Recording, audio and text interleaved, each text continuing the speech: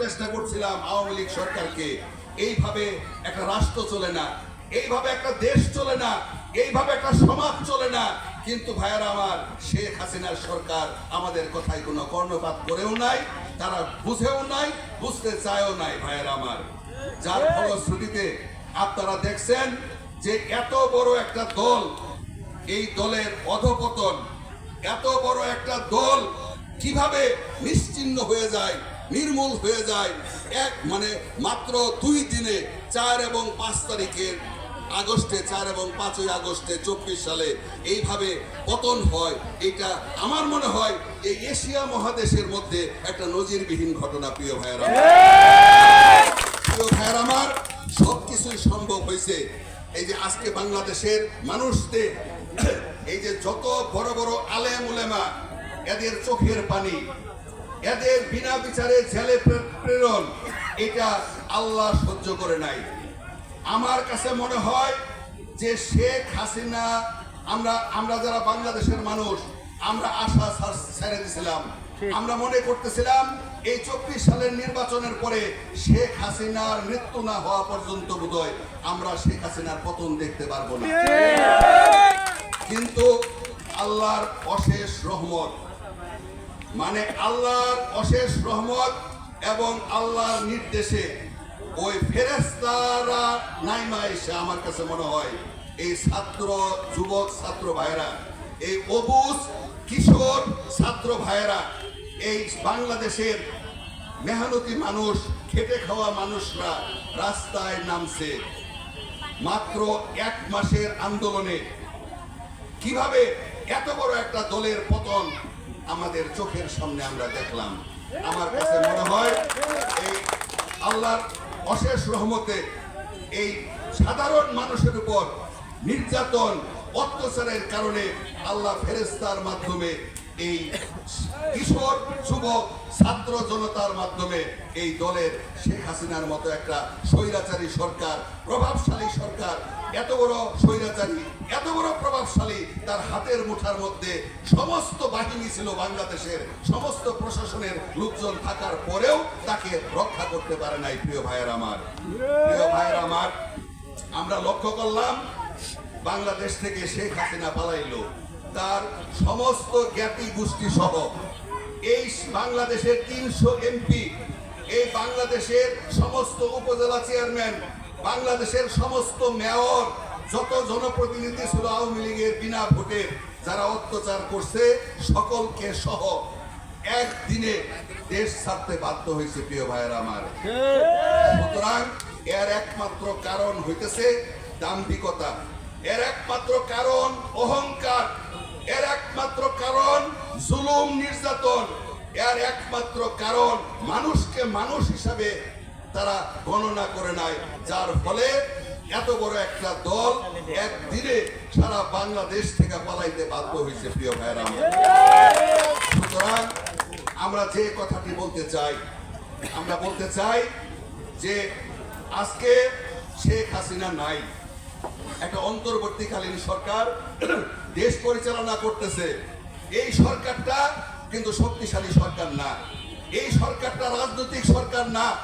এই সরকার এখন যেভাবে দেশ চালাইতেছে, বাংলাদেশের সমস্ত বিরোধী দল তাদেরকে সমর্থন দিতেছে, পাশে থেকে সহযোগিতা করতেছে, যার ফলশ্রুতিতে এই সরকার দেশ চালাইতেছে। প্রিয় ভাইয়েরা আমার, কারণ একটা শেখ হাসিনার মতো একটা স্বৈরাচারের পতন হওয়ার পরে শেখ হাসিনা বাংলাদেশটাকে যেভাবে সাজাইছিল, পুলিশ দিয়া, বিচার বিভাগ দিয়া, প্রশাসন দিয়া, সমস্ত কিছু উলট পালট হয়ে গেছে, যার ফলে সরকার যে অবস্থায় ক্ষমতায় নিচ্ছে, যে অবস্থায় ক্ষমতায় বসানো হয়েছে, যার ফলশ্রুতিতে সরকার কিন্তু এখনো দুর্বল, এখনো কিন্তু সরকার সফলভাবে, সঠিকভাবে, কঠিনভাবে সমস্ত বাংলাদেশে কাজ করতে সক্ষম হচ্ছে না। প্রিয় ভাইয়েরা আমার, সুতরাং আমরা যারা বিএনপি করি, আমরা একটা বড় দল, এই মুহূর্তে বাংলাদেশের সবচেয়ে বড় দল বিএনপি।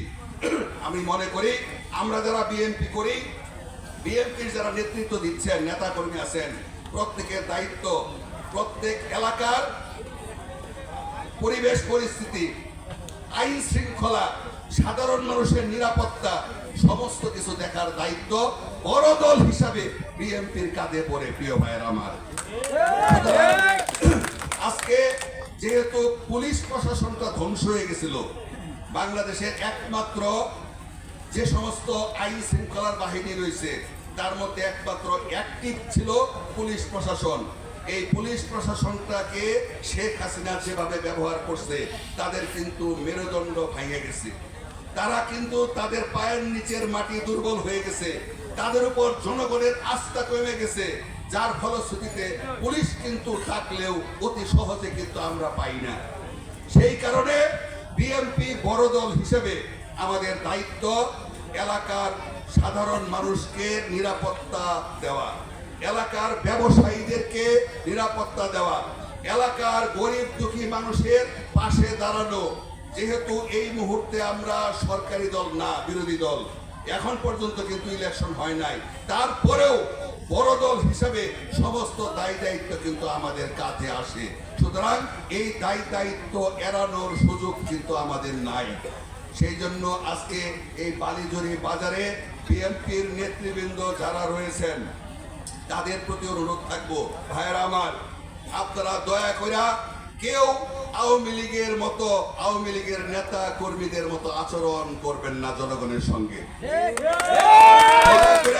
কেউ কোন সাধারণ ব্যবসায়ীর উপর জুলুম নির্যাতন করবেন না, কারণ জুলুম নির্যাতনের কি পরিণতি, জুলুম নির্যাতনের কি প্রভাব পড়ে, কিভাবে জুলুম নির্যাতনের মাধ্যমে, জুলুম নির্যাতন করলে একটা শক্তিশালী মানুষের পতন চোখের নিমিষে হয়, যেটা আমরা জীবদ্দশায় দেখলাম, আমাদের জীবনে দেখলাম।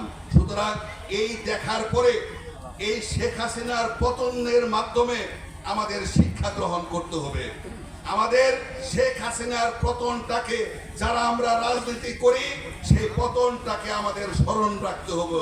কি কারণে শেখ হাসিনার পতন হইল, কি কারণে আওয়ামী লীগের মতো একটা বড় দলের ধ্বংস এত অল্প সময়ে হইল, সেই বিষয়টা আমরা যারা রাজনীতি করি প্রত্যেকের স্মরণ রাখা উচিত। প্রিয় ভাইয়েরা আমার, প্রিয় ভাইয়েরা আমার, এই এলাকা গরিব এলাকা, এই এলাকা অসহায় মানুষের বসবাস, বিশেষ করে শ্রীবর্তী ঝিনাইগাতি। এমনিতেই এলাকার শিক্ষার হার কম, এখানে নাই কোনো মিল, ইন্ডাস্ট্রি, কারখানা, এখানে বড় কোনো শিল্প কারখানা নাই, যার ফলে এখানকার বেশিরভাগ মানুষ বেকার।